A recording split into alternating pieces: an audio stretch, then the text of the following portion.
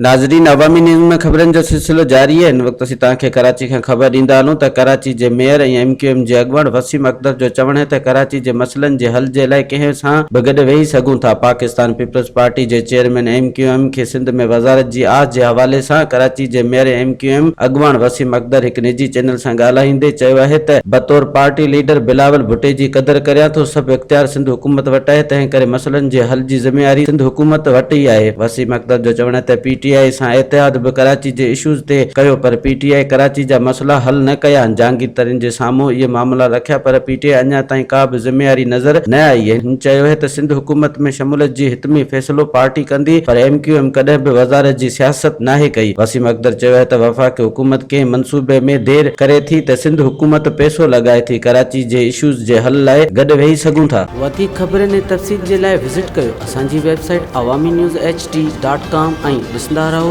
Awami news HD।